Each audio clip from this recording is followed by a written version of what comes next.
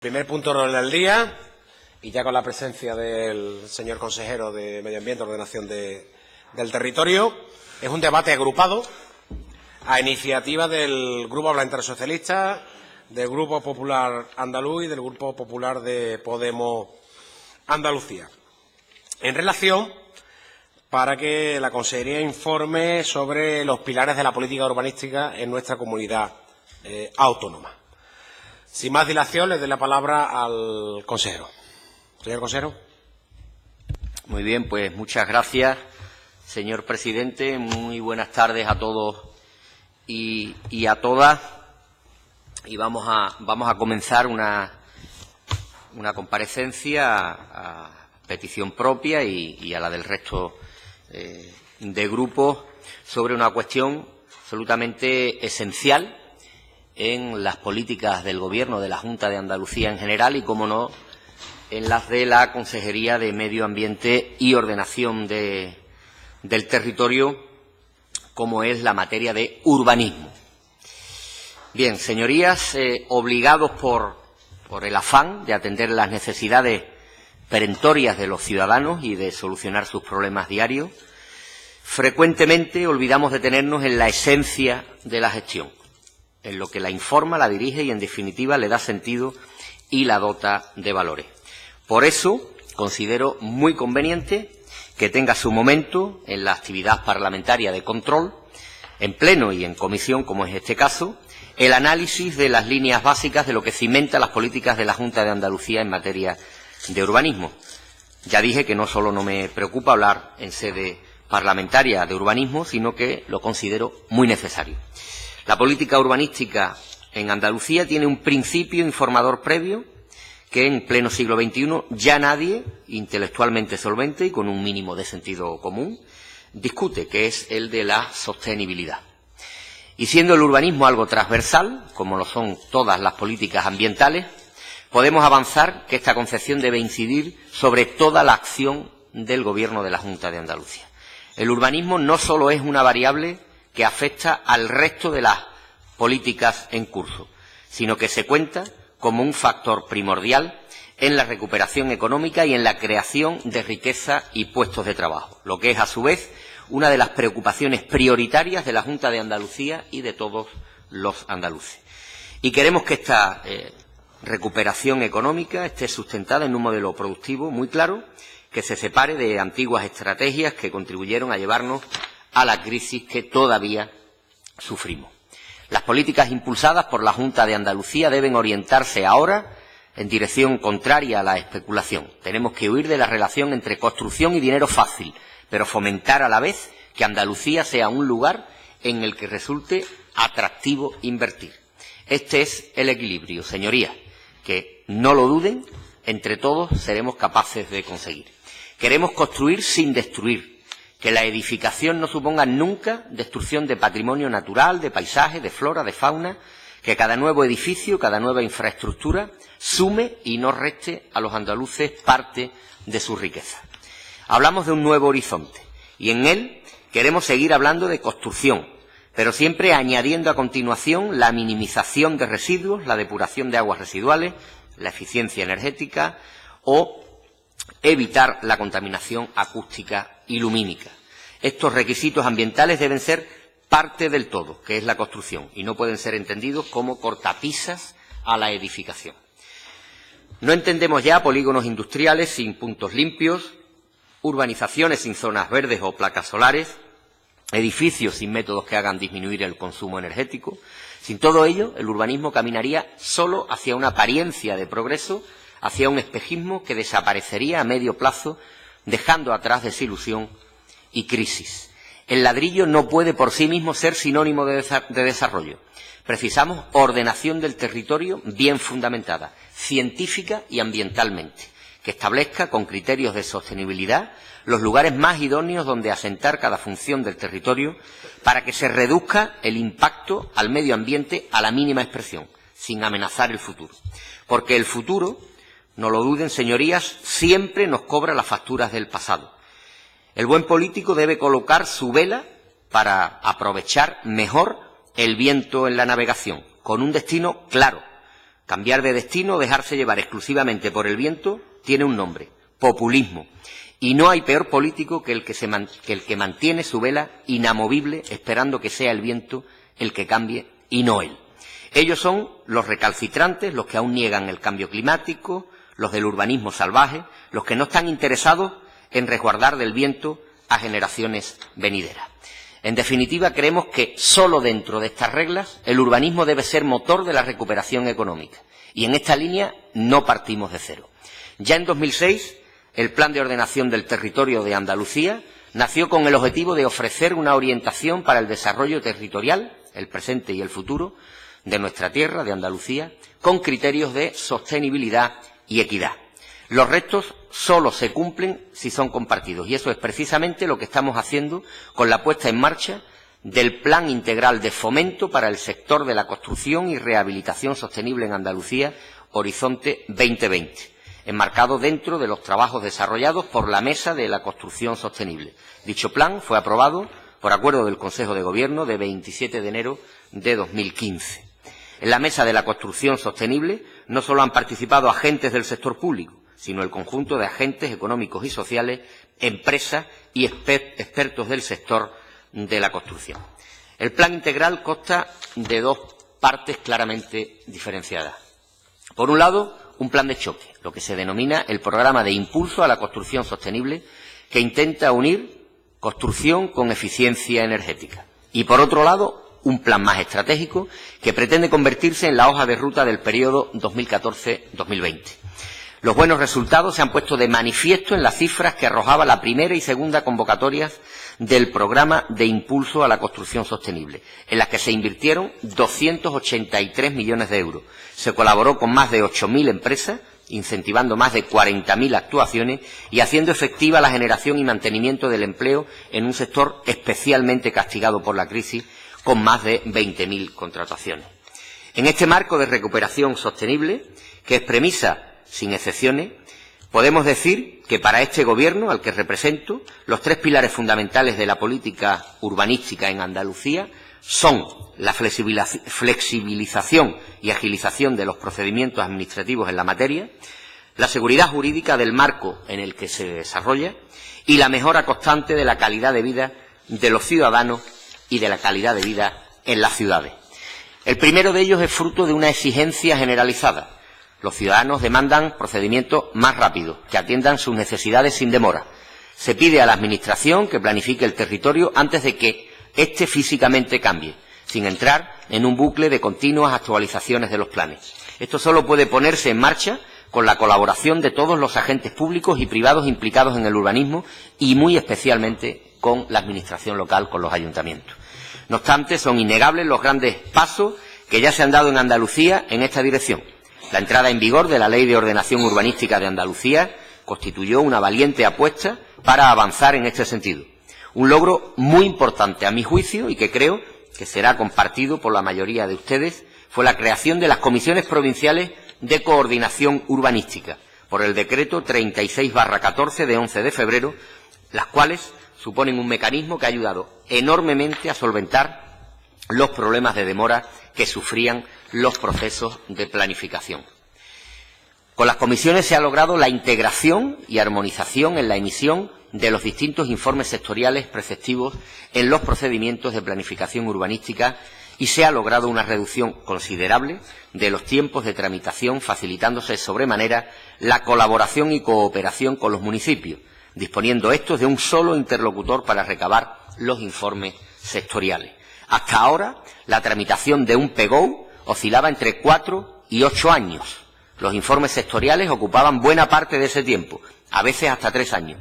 Pero con las comisiones provinciales de coordinación urbanística se ha comenzado a reducir notablemente ese plazo gracias a distintas cuestiones, como que se pueden solicitar con una sola petición de forma conjunta todos los informes sectoriales de la Administración de la Comunidad Autónoma, a que el Ayuntamiento envía con esa petición un solo ejemplar del documento técnico a informar, o a que hay un único plazo común de subsanación de solo 10 días para todos los informes.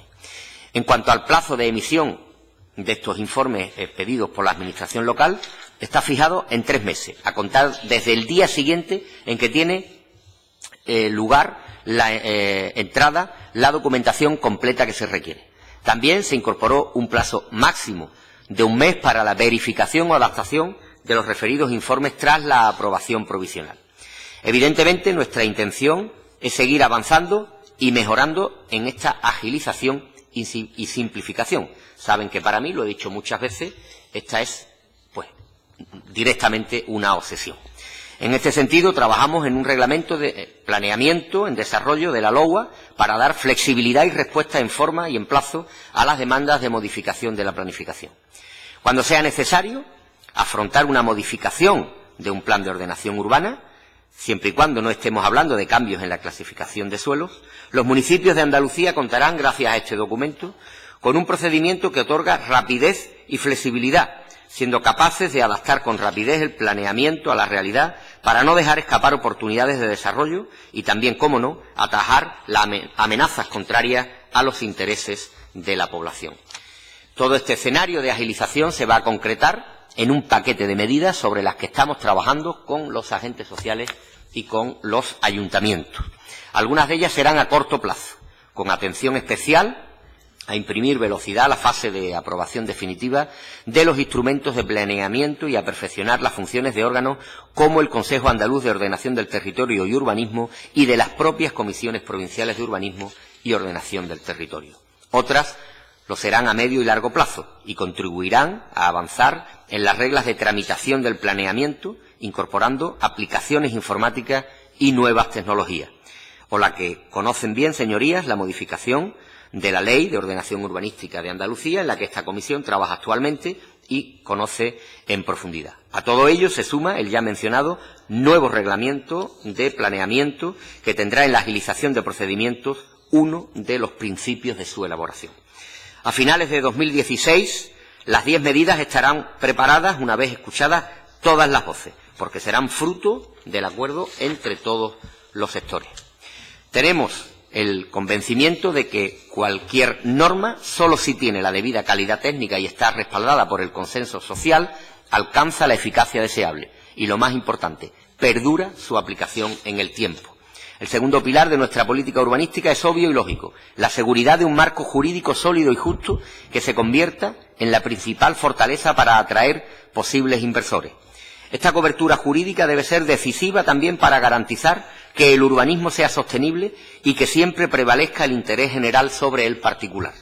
Y llegaremos a ella, en primer lugar, también con el próximo reglamento de planeamiento, figura de desarrollo de la LOA, que pretende eliminar algunas lagunas que genera su aplicación.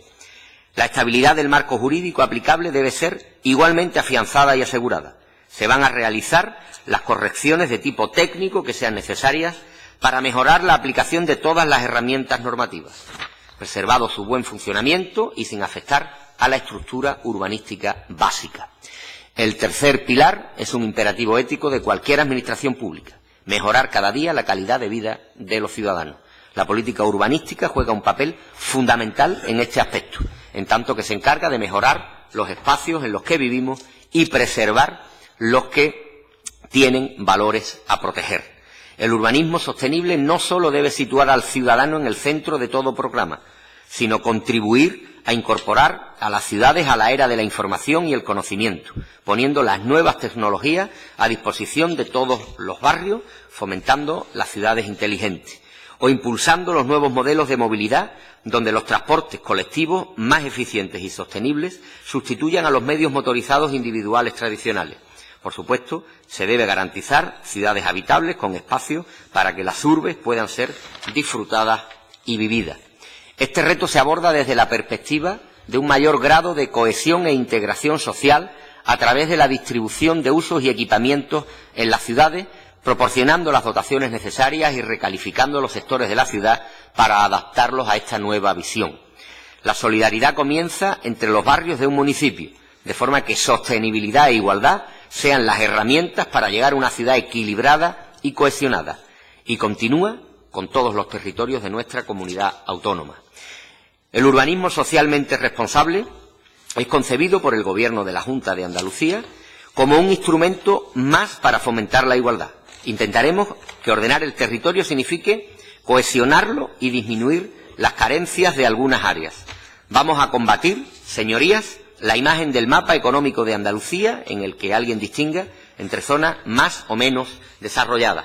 Nuestro objetivo será que un andaluz del interior, de la costa, del mundo rural o de las ciudades tenga las mismas oportunidades.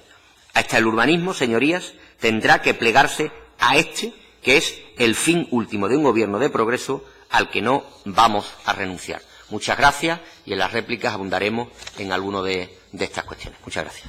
Muchas gracias, señor consejero. Pasamos la palabra a los grupos políticos que han solicitado esta comparecencia. En primer lugar, tiene la palabra la portavoz del...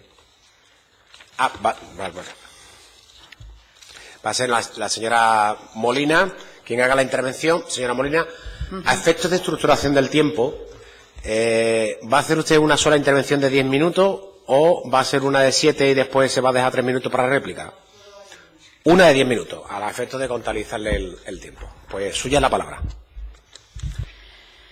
Bien, la verdad es que oyendo la intervención que acaba de hacer el consejero, uno se siente realmente motivado. Suena muy bien, el discurso suena muy bien. Y esperamos que realmente se lleve a cabo todo lo que propone de ciudades inteligentes y de todas las trayectorias todo lo que piensa hacer.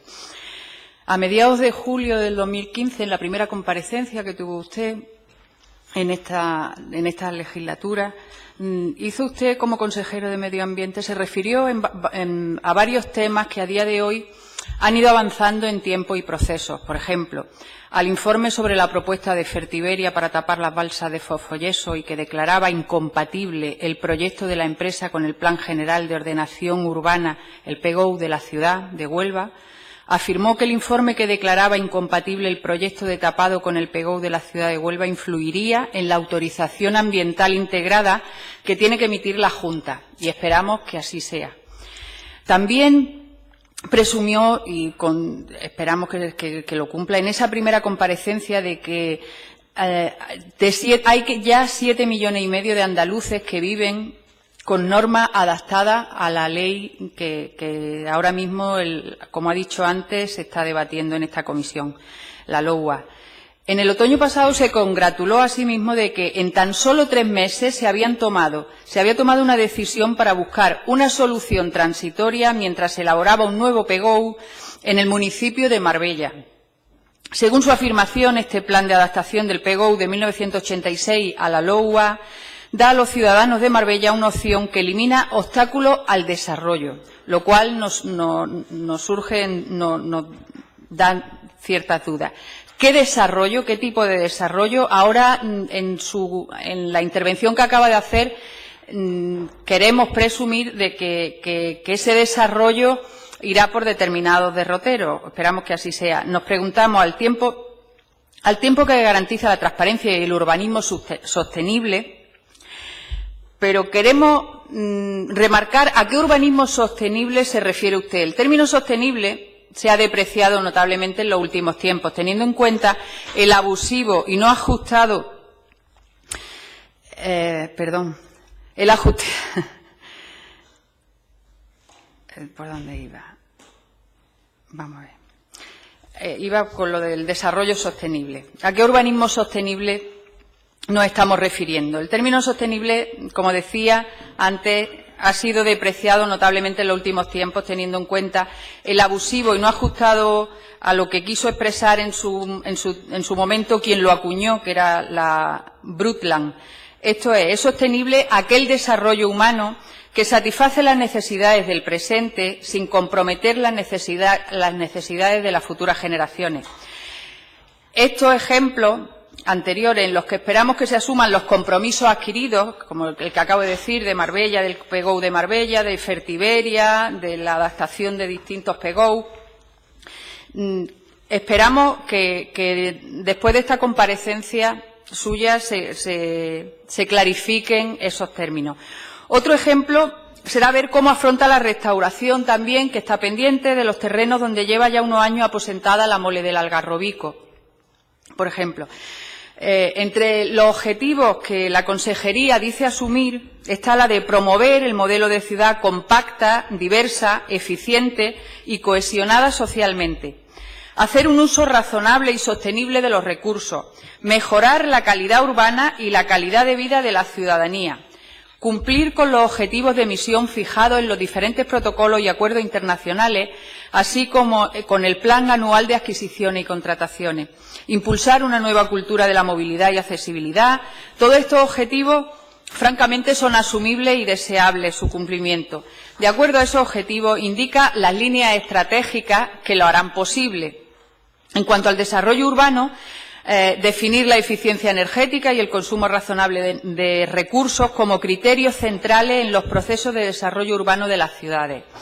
Favorecer un uso eficiente del suelo, que quiere decir no crecer ilimitadamente. Nos permitimos sugerir en relación a esto que para cumplirlo sería adecuado tener un proyecto de ciudad claramente definido, no solamente en cuanto a dispositivos tecnológicos para saber en qué estado está. Como ha afirmado en alguna ocasión, esto se conseguiría analizando la viabilidad y ejecutando las muchas propuestas vertidas en las Agendas 21 por ciudadanos, asociaciones vecinales y otros colectivos, y que a día de hoy, transcurrido el tiempo, no todos se han visto ejecutados tal como era deseable. Adecuar la iluminación en el territorio municipal a los conceptos desarrollados en la nueva reglamentación sobre contaminación lumínica y calidad del cielo nocturno. Todo eso en cuanto a desarrollo urbano. En edificación se declaran las siguientes estrategias. Incorporar el derecho al acceso a la vivienda como uno de los objetivos centrales de la actividad urbanística. Esto es, asumir el artículo 47 de la Constitución española, que establece el derecho de la ciudadanía española a acceder a una vivienda digna, lo que incluye, a nuestro entender, articular mecanismos de acceso a vivienda protegida, lo que se puede hacer poniendo en marcha regulaciones autonómicas para movilizar los fondos del Plan Estatal de Fomento de Alquiler de Vivienda, la rehabilitación edificatoria y la regeneración y renovación urbana, según el Real Decreto 233 de 2013, que faciliten el acceso a los fondos a las comunidades de vecinos. Por otro lado, favorecer la conservación, mantenimiento, rehabilitación y calidad del parque ya existente, realizar un censo de viviendas vacías y planes para incentivar su puesta en uso mediante alquileres sociales o medidas similares, limitar la construcción de nueva vivienda en tanto no se reduzca el parque de viviendas vacías, fomentar la construcción bioclimática basada en la eficiencia energética de los edificios, que nos parece que esto solo debe darse en caso de ser necesario el fomento de nueva construcción, hecho en el que no creemos. De producirse, efectivamente, debe de ser con criterios bioclimáticos, pero con el exceso de viviendas vacías en nuestro territorio no parece que haya que fomentar construcción de ningún tipo. En cambio, sí la rehabilitación. El parque urbanístico construido a toda velocidad en los años de la burbuja no ha cumplido los estándares adecuados desde el punto de vista de eficiencia energética y aprovechamiento pasivo de energía, como tampoco ha satisfecho las necesidades de vivienda de una parte importante de la población que no dispone de recursos suficientes. Hablan de fomentar la rehabilitación integral de áreas urbanas y mejorar la eficiencia energética del parque edificatorio. Proponemos que se promuevan modelos de rehabilitación integral y profunda que lleguen a la reducción de al menos el 70% del consumo energético de cada edificio, que es posible. Ciudad y territorio. Consolidar, dicen en la línea estratégica a seguir, dicen ustedes que se proponen consolidar en Andalucía un sistema de ciudades funcional y territorialmente equilibrado y con acceso equivalente a equipamiento y servicios. Integrar en la planificación territorial objetivos ambientales y sociales de forma explícita y, en cuanto al metabolismo urbano, integrar el concepto de eficiencia energética en la organización de las ciudades, en la ordenación urbanística, en la edificación, en los sistemas de movilidad y accesibilidad y en la gestión urbana. Y concienciar a la ciudadanía sobre pautas de consumo razonables que frenen el crecimiento de la demanda de energía. Nos permitimos sugerir, además, que para que haya eficiencia en el uso de los recursos naturales, debe darse asimismo una reducción en la generación de residuos y de la contaminación, apoyando la explotación local, ecológica y renovable y asegurando que el consumo de recursos naturales, agua, suelo, atmósfera, esté dentro de límites asumibles que permitan su renovación. entendiendo que los recursos que llamamos renovables dejan de serlo cuando los explotamos por encima de su tasa natural de renovación. Sería una buena cosa diseñar campañas de minimización del consumo tanto en las compras públicas como en las privadas, limitación de grandes superficies comerciales, fomento de los alimentos locales, ecológicos y de temporada, incentivo a los mercados de segunda mano de muebles, aparatos eléctricos y electrónicos y textiles y lucha contra la obsolescencia programada. Esto permitiría la reducción en la generación de residuos y la reutilización. Incentivo a la venta a granel, fomento del consumo de agua del grifo, campaña Tiene que ir terminando, señora Molina. Campaña de compostaje doméstico y comunitario, sistema de recogida para la reutilización en puntos limpios y comercio. Ello también redundaría en una mejora de la recogida selectiva de los residuos para su reciclaje, recogida separada de la materia orgánica, implantación de sistemas de depósito, devolución y retorno para los envases, no desarrollar nuevos proyectos de incineración y eliminar los permisos de quema de residuos en las cementeras. Propiciar un modelo territorial compacto que minimice las necesidades de movilidad de los ciudadanos, creando proximidad y acercando e integrando los distintos usos. Compartimos esta afirmación, pero no vemos que la realidad de los hechos la confirmen cuando se permiten desarrollos urbanísticos que propician la lejanía y separación de usos, como cuando se planifican grandes complejos comerciales en zonas donde ya hay exceso de oferta desagregada de servicios. Tal es el caso que se pretende consumar en el último pedazo o pastilla, como llaman los expertos, que queda libre en el término municipal de Torremolinos. Mantener una demanda energética en los edificios más acorde con el clima mediterráneo mediante la integración de soluciones arquitectónicas adaptadas a la climatología local y los recursos autóctonos renovables disponibles. Ello implica incorporar las tecnologías más eficientes en cuanto a alumbrado público, climatización de edificios públicos y sistemas de abastecimiento y depuración de agua. Por abreviar, porque... Más bien por terminar, señora Molina. Venga, bueno, pues por terminar. Lo último que digo. Finalmente, para concluir, hay dos herramientas fundamentales de las que dicen que orienta su política urbanística, que es el programa Ciudad Sostenible, antes conocido como Ciudad 21, y la iniciativa Pacto de los Gobiernos Locales. Esperamos que esta orientación sea real y comience a evidenciarse. Nos parece que en la actualidad es escasa la apuesta real por ambos programas. Muchas gracias. Muchas gracias, señora Molina. Tiene el turno ahora el portavoz del Partido Popular, el señor Benzal. ¿Va a hacer una intervención o dos? A efecto de tiempo. Señor presidente, me lo computa y si luego... No, se lo computo no. Yo le quito la palabra. Haremos dos, intentaremos ser breves. De acuerdo. Señor consejero, la verdad es que después de oírle, creo que cualquier grupo político suscribiría su intervención, porque ha sido una intervención sin aristas, pero realmente de principios generales sin comprometerse mucho, ¿no? Pero sí que es verdad que el urbanismo es transversal y el urbanismo es esencial en el modelo productivo económico de nuestra tierra. Desde la ignorancia muchas veces se le ha criticado, desde la maledicencia, queriendo hacerle culpable de la crisis exclusivamente, olvidándose la deuda pública, la deuda privada, etc., etc. Nos hubiera gustado en una comparecencia sobre ordenación del territorio haber tenido más tiempo y hablar de ordenación del territorio. Quizá hubiera sido bueno hacer cuatro, hacer una para ordenación del territorio, otra para disciplina urbanística, otra para gestión y otra para contratación. Y probablemente hubiéramos ido justos. Pero bueno, yo quiero ser constructivo y voy a hablarle fundamentalmente de ordenación del territorio. Incluso hacerle algunas propuestas que pueden coadyuvar a lo que usted ha planteado de creación de riqueza, pero no desde el principio general, sino desde la realidad. Mire, la primera medida que creo, sinceramente, y le hablo desde el que ha sido responsable de urbanismo años, es modificar el artículo 17.5 de la LOGUA.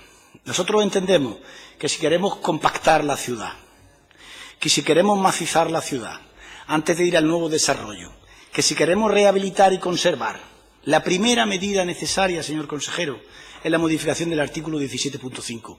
Y no lo digo yo, que también lo dice el sentido común.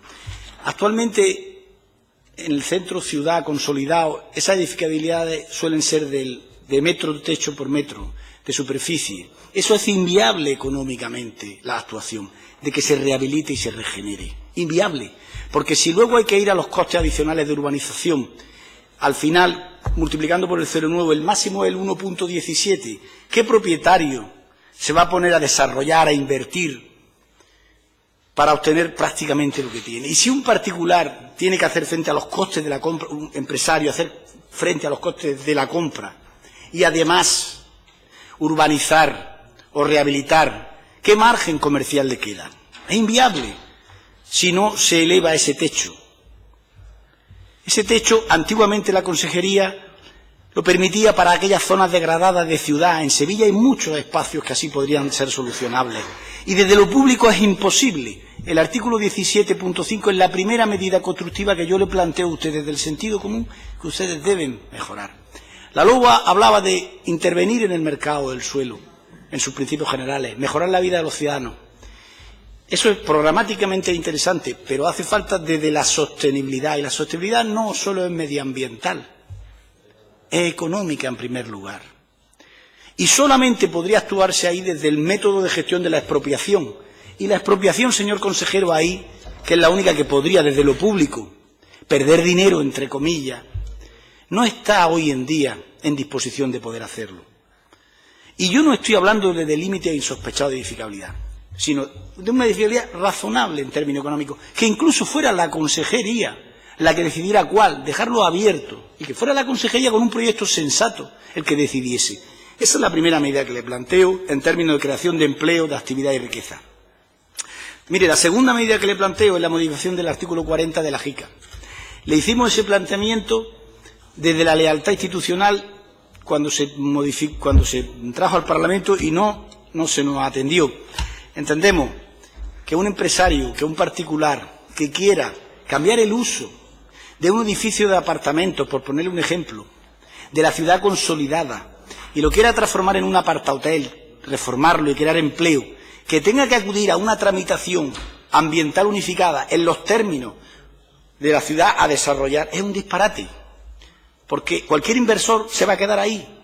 Tiene que pedir primero permiso, hacer un planteamiento a la comunidad autónoma, un convenio de intenciones, la comunidad luego decide darle permiso, él inicia el expediente de declaración ambiental. Al final, si lo que queremos es crear riqueza y empleo, la gente de esa manera no podemos conseguir que sea proactiva. Esa es una segunda propuesta, es necesaria. Mire, la tercera propuesta que les planteamos es la modificación del decreto 2/2012. Ese decreto ustedes lo hicieron en su día bien intencionadamente para solucionar un problema en aquellas unidades residenciales que no estaban acorde a la ley por el solo problema de la calificación del suelo, pero que del resto de tipología cumplían, aquellas viviendas de los ingleses, etc., etc. Bien, ¿cuál es el problema? Que los asimilados fuera de ordenación, aquellos talleres que en todas las ciudades hay, que están en suelo rústico, aquellos proyectos de actuación que no se han tramitado, pero está la gente trabajando allí, quieren legalizarse. Pero el decreto congela la posibilidad de poder adaptar ese tipo de industria, ese tipo de negocio, como consecuencia que se les prohíbe construir. Pues abrir una simple ventana en un taller que está abierto no se puede. Muchos de esos negocios luego son inspeccionados por la comunidad autónoma o por los ayuntamientos y se ven en ese disparadero. Esa es otra medida que ustedes tienen que corregir para que se cree empleo. Mire, la cuarta medida que yo entiendo desde lo razonable, y créame que le estoy hablando desde el que se ha encontrado en el día a día en la gestión, es esa cuestión. Hay que simplificar. Lo que no puede ocurrir es que al día de hoy las ciudades de más de 200.000 habitantes tarden 12 años de media, según la Cámara de Cuentas, en aprobar un plan general. Porque cambia la normativa, porque cambia incluso no solo la local o la autonómica, sino la estatal o la europea. Y entonces es imposible poder cumplir. Pero es que si usted ve, por ejemplo, el listado de informes sectoriales que hacen falta, entre el... Señor Bezzá, tiene que terminando esta primera intervención. Voy terminando. Es imposible, señor consejero. Por tanto, yo quiero ser constructivo. Por eso le planteaba hacer un debate más sereno y más tranquilo. Podríamos hablar tranquilamente. Usted no tiene pasado en materia de urbanismo, lo tendría en medio ambiente. Y yo lo que no quiero ser crítico, pero lo que no podemos percutir en los errores. Nada más. Muchas gracias. Muchas gracias, señor Mezal. En nombre del Grupo Parlamentario Socialista, la señora Rubiño. Muchas gracias, señor presidente. No le preguntaba, ¿hacer un turno, De entrada, doble turno? un solo turno, sí. De acuerdo. Muchas gracias. Sí. Muchas gracias, señor presidente. Buenas tardes a todas y a todos. Señor consejero, muchas gracias por su intervención. Decir que el urbanismo y la ordenación del territorio constituyen elementos fundamentales del desarrollo de nuestra comunidad autónoma, así como ejes transversales sobre los que pivotan nuestro progreso y desarrollo económico y social. Prueba de ello es que la Administración andaluza le da máxima importancia a ambos y, de hecho, dentro de esta consejería se ha creado una Secretaría General de Ordenación del Territorio y Sostenibilidad Urbana. Desde que se transfirieron los medios para el ejercicio de las competencias en materia de urbanismo a la Comunidad Autónoma Andaluza, allá por 1979, la Administración autonómica emprendió una decisiva política de fomento de la planificación urbanística, cuyo resultado es que, en la actualidad, la inmensa mayoría de los municipios andaluces cuentan con una figura general de planeamiento urbanístico. Con el paso de los años, sin embargo, se fue poniendo de manifiesto la necesidad de que Andalucía contara con una legislación que, al mismo tiempo que respondiese mejor a su realidad territorial, social, económica, natural y cultural, diese también respuesta a las demandas sociales que se venían planteando con el paso de estos nuevos tiempos. Igualmente, era necesario que fuera una legislación que mejorara los instrumentos de planificación y gestión urbanística ya existentes. Surge así la Ley 7/2002 de Ordenación Urbanística de Andalucía, comúnmente conocida como LOUA, que desarrolla en todos sus extremos, siempre de acuerdo con la Constitución española y con el Estatuto de Autonomía para Andalucía, las competencias que en materia de legislación urbanística tiene atribuida nuestra comunidad autónoma. Y establece además los elementos que la incardinan con otra ley, que es la Ley 1/1994, de ordenación del territorio de Andalucía. Se constituye así el cuerpo legislativo de la planificación territorial y urbanística en nuestra tierra, en Andalucía. La legislación delimita un ámbito de responsabilidad compartida entre nuestra comunidad autónoma y los municipios y ayuntamientos andaluces. Tal es el caso de la inspección urbanística y, de forma general, de las tareas preventivas, entre las que pueden incluirse las facultades inherentes a la propia ordenación urbanística y a la ejecución del planeamiento. Así, vuelvo a citar otra ley, según la Ley 5/2010 de Ley de Autonomía Local de Andalucía, son los municipios los que tienen, entre otras, las siguientes competencias que les son propias: ordenación, gestión, ejecución y disciplina urbanística, incluyendo aspectos como el otorgamiento de licencias urbanísticas y declaraciones de innecesariedad, así como la inspección de la ejecución de los actos sujetos a la intervención preventiva, la elaboración y aprobación de los planes municipales de inspección urbanística, la protección de la legalidad urbanística y el restablecimiento del orden jurídico perturbado, así como el procedimiento sancionador derivado de las infracciones urbanísticas. La ya mencionada LOUA, en su artículo 188, fija las competencias de la Comunidad Autónoma de Andalucía en materia de protección de la ordenación urbanística, estableciendo un ámbito de actuación bastante delimitado. Actuaciones, pues por ejemplo, situaciones que vienen derivadas de actuaciones sin licencia o interviniendo en áreas de la protección de la ordenación urbanística respecto a aquellas actividades de ejecución realizadas sin planeamiento, o al margen del planeamiento sobre las parcelaciones urbanísticas en suelo no urbanizable, sobre los actos o usos que afecten de manera manifiesta y grave a determinados bienes, o determinaciones del planeamiento urbanístico, suelos protegidos, bienes catalogados, espacios libres, infraestructuras o dotaciones y determinaciones que afecten a la ordenación estructural del municipio. Vuelvo a citar otra vez acervo legislativo cuando hablo del decreto 60/2010, que aprueba el Reglamento de Disciplina Urbanística de la Comunidad Autónoma de Andalucía, estableciendo la regulación de los instrumentos que habilitan la actividad administrativa en materia de disciplina urbanística.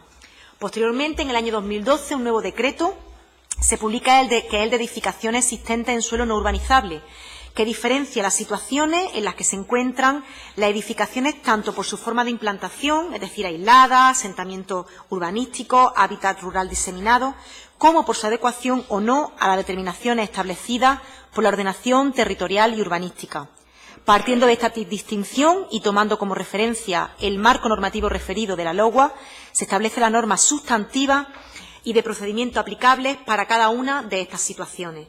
No podemos pasar por alto la función inspectora de la Comunidad Autónoma de Andalucía, que tiene como finalidad asegurar el cumplimiento de la legislación vigente en materia de ordenación del territorio urbanístico, donde se integran las determinaciones contenidas en los planes territoriales y urbanísticos. Todo ello, a pesar de lo que ya hemos expuesto aquí, que la protección de la legalidad urbanística en Andalucía es competencia atribuida a la Administración municipal. Sí me gustaría destacar una medida de reciente creación para dar respuesta en materia de urbanismo y ordenación del territorio por parte de la Junta de Andalucía, las llamadas mesas provinciales de coordinación. Son instrumentos de coordinación encargados de la recepción, de la solicitud de informes, dictámenes u otro tipo de pronunciamientos que con carácter preceptivo deben emitir los órganos y entidades competentes de la Administración autonómica. También, mediante la orden de 11 de abril de 2013, se aprueba el Plan General de Inspección de Ordenación del Territorio y Urbanismo para el cuatrienio 2013-2016, que constituye ya el tercer plan que se pone en marcha en nuestra comunidad autónoma en el ejercicio de estas funciones que ya hemos referido de inspección para asegurar el cumplimiento de la legalidad territorial y urbanística, tras los aprobados con anterioridad en el bienio 2007 y 2008 y el cuatrienio 2009-2012. El desarrollo de esta acción inspectora, llevada a cabo durante la vigencia de los planes anteriores, ha tenido lugar mediante una tarea compleja y múltiple, tal como la tramitación de denuncia urbanística, instando a los municipios a ejercitar sus competencias propias en la materia, la tramitación de procedimientos sancionadores y el restablecimiento de la legalidad urbanística. Por último, mencionar que el nuevo Plan General de Inspección de Ordenación del Territorio y Urbanismo presta especial atención a aquellas medidas que contribuyan a proteger los espacios territoriales más sensibles, en los que las actuaciones ilegales suponen un gran perjuicio para la Comunidad Autónoma de Andalucía, en particular la zona de influencia del litoral y la zona de protección territorial de los planes de ordenación del territorio de ámbito subregional, y a prevenir la formación de núcleos de población no previstos en el planeamiento general y los procesos incipientes de parcelaciones ilegales. Muchas gracias. Muchas gracias, señora Rubiño. En este caso, el turno le corresponde al Grupo Ciudadanos. Tiene usted, señora Escrivá, 3 minutos para hacer su intervención. Muchas gracias, señor presidente. Bueno, los pilares urbanísticos que usted, señor consejero, ha comentado, pues no nos han aportado nada nuevo, porque ya vienen en la línea de lo que se recoge en las leyes e instrucciones que existen, y que en la teoría, por supuesto, como no puede ser de otra manera, pues estamos de acuerdo. El problema que vemos es que hay una diferencia de la teoría a la práctica. Por ello no voy a ser complaciente, porque lo que nos interesa primero, antes de avanzar, es resolver los problemas que venimos arrastrando varios años. Por eso le voy a comentar 5 de ellos con los que creemos que habría que poner solución cuanto antes. Durante varios años, los alcaldes de diferentes signos han gozado de una libertad casi total a la hora de concesión de licencias y han mirado para otro lado cuando se han realizado obras ilegales. Incluso demasiados de estos alcaldes tienen procesos judiciales abiertos o están en la cárcel. La Junta de Andalucía, durante este periodo tan nefasto, ha tenido dejación de funciones a la hora de controlar los ayuntamientos. Otro problema es que algunos POT subregionales no se han realizado ni con un amplio consenso ni de forma compatible con la legalidad vigente, de manera que el Tribunal Superior de Justicia de Andalucía ha analizado o está analizando parte de ello. Como usted ha dicho, para avanzar necesitamos tener seguridad jurídica. Otro problema son los nuevos PGO. Suelen redactarse para tener una vigencia mínima de 10 años. Por ello, no se comprende que entre la aprobación inicial, provisional y definitiva pasen de media 6 años, o como dice mi compañero, en algunos casos hasta 12. Los municipios necesitan que se agilicen estos trámites y para ello es necesario que se pueda redactar de forma completa desde el principio y, como usted ha comentado, que los informes técnicos sectoriales sean mucho más rápidos. La maraña legislativa y su continua modificación está complicando y ralentizando más el proceso. Señorías, ¿cuántas modificaciones ha sufrido ya la LOGUA desde que se empezó? En Andalucía, otro problema. En Andalucía existen más de 300.000 viviendas ilegales, según la Junta, pero según otros datos son hasta 500.000. Y a pesar de todo el cambio normativo hasta ahora realizado, solo se van a poder regularizar el 10%. Y por último, los ayuntamientos que están regularizando las viviendas tienen un problema añadido, que es la limitación de su crecimiento y, por tanto, de su economía, debido a la interpretación de la norma 45 en lo referente al 3040, que ya sabemos de qué estamos hablando. No creemos que más modificaciones legislativas vayan a solucionar el problema. Por ello, le voy a lanzar algunas propuestas que creemos que puedan mejorar la situación actual, como El tiempo es limitado. A lo largo de este año iremos desarrollando estas y comentando otras muchas. Sería positivo para ayudar a los ayuntamientos la creación de una guía de buenas prácticas que les ayude a realizar mejor sus PGO y ordenanzas municipales urbanísticas. Segundo, que se trate de forma ágil y transversal entre consejerías todos los informes, como ya ambos hemos comentado. Que la interpretación de la normativa facilite dar solución a los problemas arrastrados desde los años del boom inmobiliario y este descontrol urbanístico. Que a partir de la fecha se actúe con mayor rigor y control para que no vuelva a ocurrir todos los errores que ya han pasado y que presentan esta diferencia de la teoría a la práctica. Porque, como usted ha dicho, pensamos que es compatible el respeto y el cuidado al medio ambiente con el crecimiento sostenible.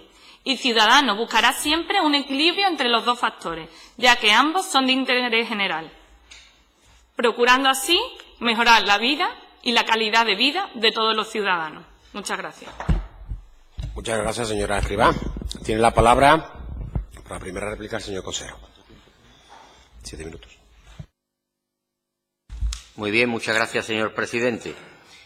Bueno, lo primero que quiero es agradecer el tono de todos los portavoces muy sinceramente, ¿no? Creo que, bueno, no siempre se consigue, pero quizás este debiera hacerlo habitualmente, y lo digo por todos, yo incluido. Bien, voy a ir por orden cronológico en cuanto a las intervenciones de los distintos grupos, así es que empezaré por el grupo de Podemos. Bien, la señora portavoz, señora Molina, ha hecho un recorrido por algunos asuntos concretos en el ámbito del urbanismo de Andalucía y, bueno, ha expuesto su opinión, la opinión de su grupo y bueno, ha hecho sugerencias y ha pedido incluso, bueno, pues respuestas a algunas de las cuestiones. Otras de las que usted ha relatado, bueno, tienen que ver con el urbanismo, pero quizás sean más propias de otras materias que también dependen de esta consejería, pero no tendré problema en aclarar o contestar o aportar cuál es la visión de la consejería. Bueno, voy a empezar por los fofollesos, ¿no? Habla usted de que a la hora de emitir la autorización ambiental integrada que tiene que hacer esta consejería de Medio Ambiente, que tiene que emitir, se tengan en cuenta los informes urbanísticos del Ayuntamiento de Huelva. Faltaría más, por supuesto que sí. Es una obligación y así lo haremos una vez que el Ministerio nos remita el proyecto y, bueno, tengamos que analizarlo. Por supuesto que se tendrá en cuenta.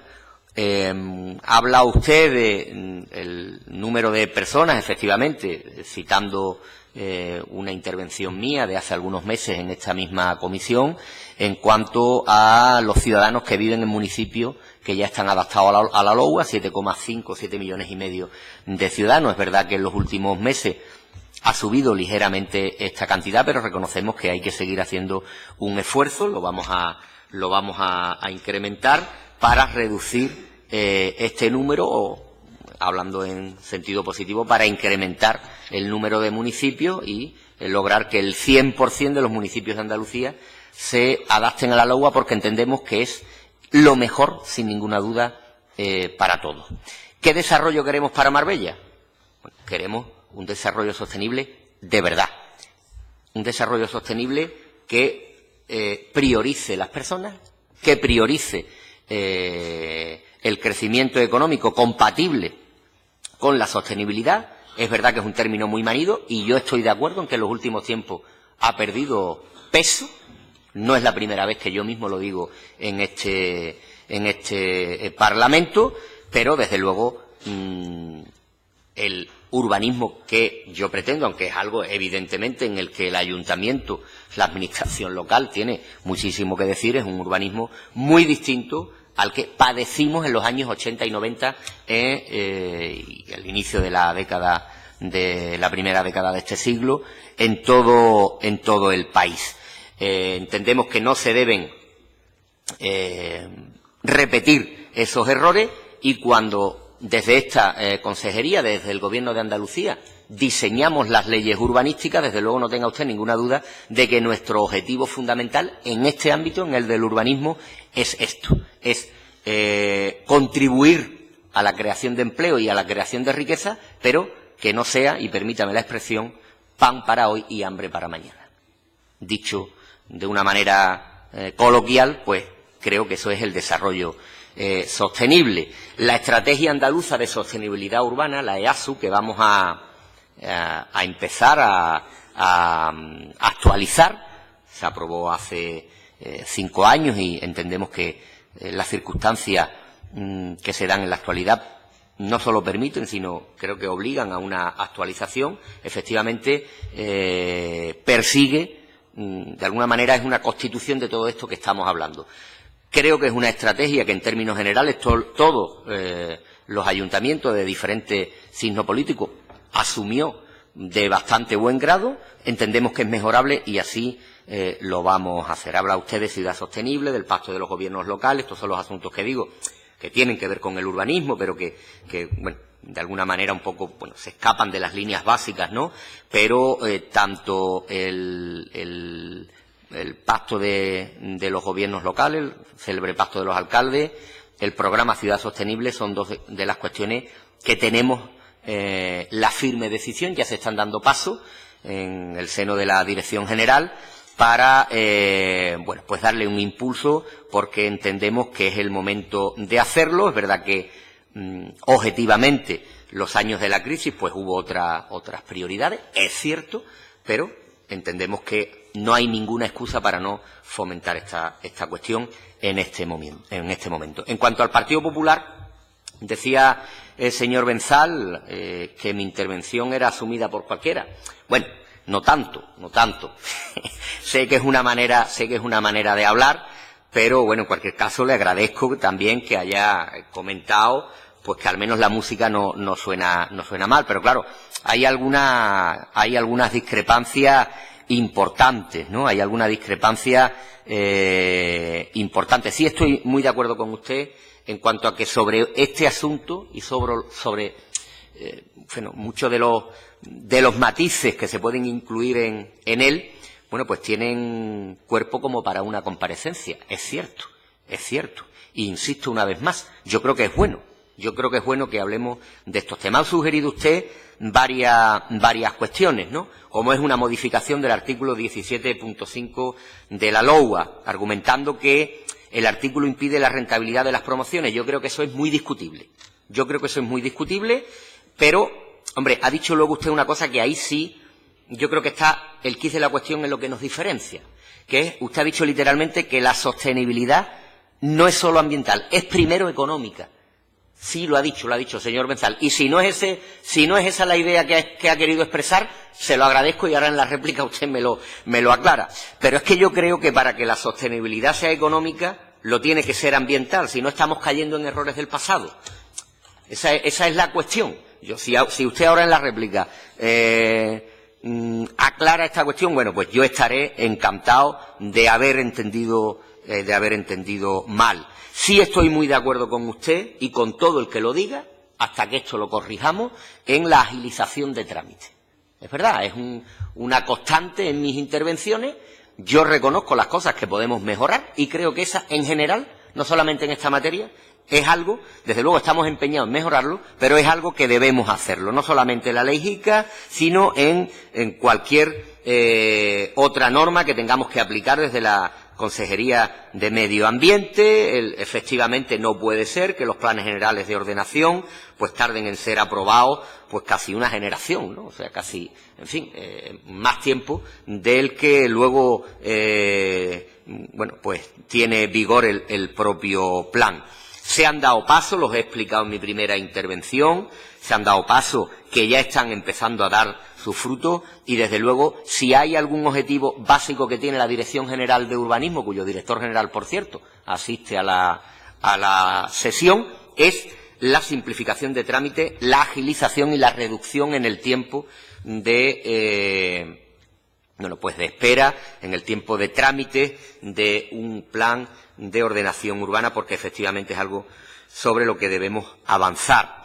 En cuanto al grupo socialista, bueno, pues lógicamente comparto muchas de las afirmaciones que ha hecho, porque creo sinceramente que, a pesar de estas cuestiones que reconozco que hay que mejorar, hombre, yo creo que estamos viviendo una época distinta, por muchísimos motivos, no solo por la gestión de este Gobierno, que también, permítame que lo diga yo, y de esta consejería, que también, pero yo creo que, afortunadamente, la percepción que se tiene del urbanismo, en general, en la sociedad andaluza, ha cambiado muchísimo y desde mi punto de vista, para mejor.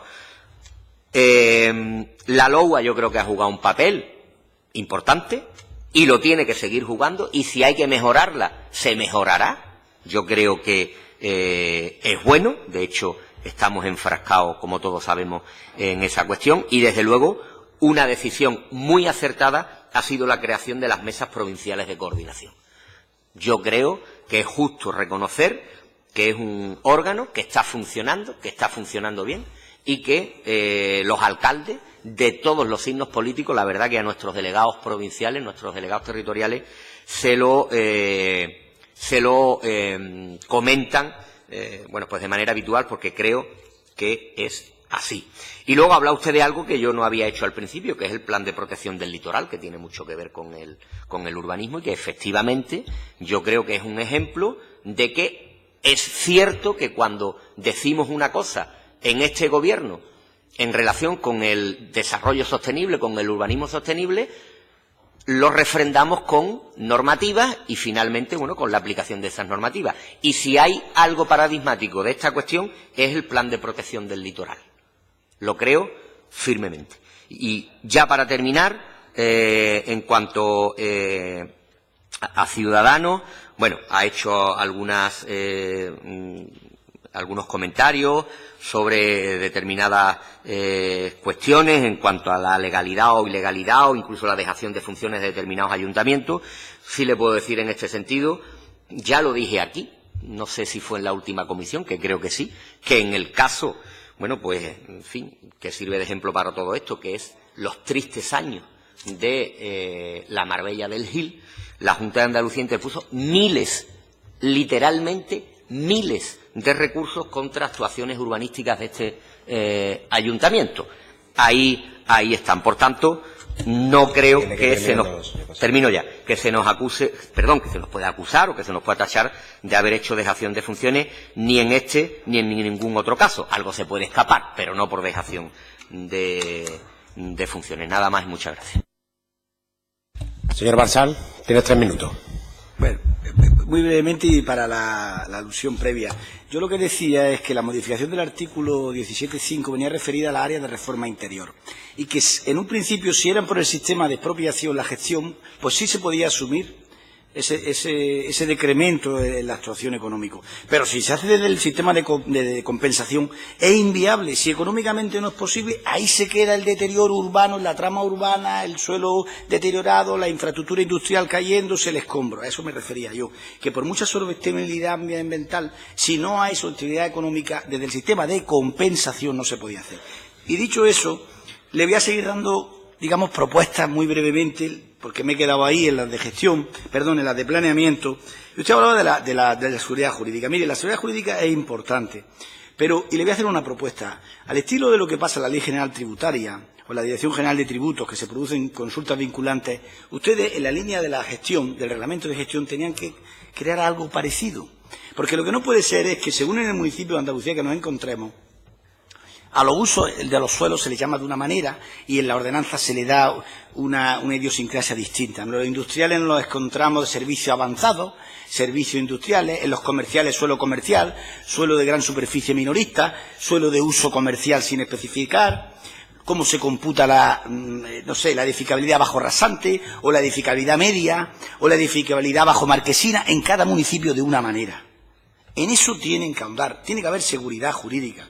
Busquen fórmulas parecidas a la de la Ley General Tributaria. Señor consejero, en disciplina urbanística, por ser muy breve, hace falta una modificación. Todo el mundo sabe que en los municipios pequeños la disciplina urbanística es inexistente, por lo impopular que es. Hay que buscar mecanismos de cooperación. Es inexistente. En las grandes ciudades sí se da. Ejemplo claro, el mayor ejemplo, es el Algarrobico. En los pueblos pequeños no existe disciplina urbanística. Hay que hacer algo. Es su responsabilidad, es su derecho de tutela. Ahí tienen que trabajar también.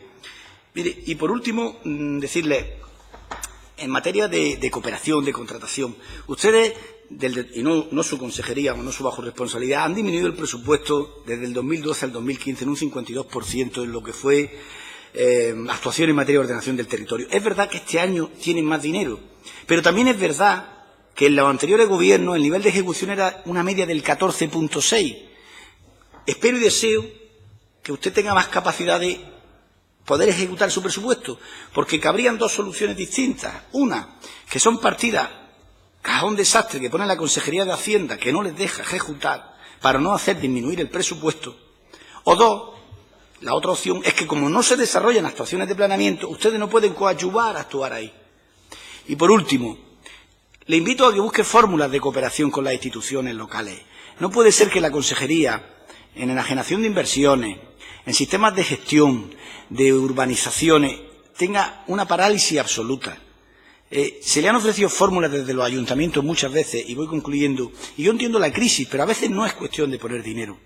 Y en ese ámbito de seguridad jurídica, y por último, tiene usted que poner orden entre las consejerías. Se dan informes contradictorios entre las consejerías, se invaden competencias, las consejerías le dan informes a los ayuntamientos sobre qué tienen que incluir o no en el catálogo cultural, por poner un ejemplo, más allá de lo que está catalogado como VIP. La Consejería de Turismo hace informes sobre usos de suelos contrarios a los de urbanismo. El señor presidente de la Junta de Andalucía tuvo que dar la esperpéntica solución, para ponerlos de acuerdo, de aprobar un uso por silencio administrativo. La propia consejería impugnándose a la Junta de Andalucía pleito. Todo eso hay que poner en orden. Es verdad que programáticamente al principio le decía que era suscribible la coordinación, pero que le pongo nombre y apellido a esos usos. Por cierto, usos con grandes inversiones económicas paralizados, por cierto, con hipotecas, derechos de garantía real en préstamos financieros, entidades financieras andaluzas, y esperando la creación de empleo. En todo eso que es transversal, es donde tiene que estar el sentido común que esperamos de la Consejería. Muchas gracias. Muchas gracias, señor Bresar. Rápidamente, el señor consejero, y terminamos este debate. Un minuto, porque veo que ya me he pasado de tiempo. Muchas gracias por la aclaración. En cuanto a la seguridad jurídica, bueno, desde luego es una cuestión esencial en urbanismo. No creo que las distintas nomenclaturas que haya para las cuestiones urbanísticas de los municipios sean algo esencial para que haya o no seguridad jurídica, pero estoy de acuerdo con usted en que conviene unificarla. Es algo en que, en fin, es razonable. Yo creo que es de sentido común. En cuanto a los municipios pequeños, precisamente el esfuerzo al que antes hice referencia en cuanto a la adaptación de el 1,5 millones escaso de andaluces que quedan por ajustarse a la LOA, efectivamente se da básicamente en los municipios más pequeños de Andalucía, y es ahí donde estamos haciendo el esfuerzo, y es ahí donde el esfuerzo es también mayor, porque es un número muy importante de municipios que acoja a una población pequeña, pero le garantizo que estamos ahí haciendo ese esfuerzo. Y desde luego, en cuanto a lo de la cooperación con la administración local, puede tener claro que por este consejero no va a ser.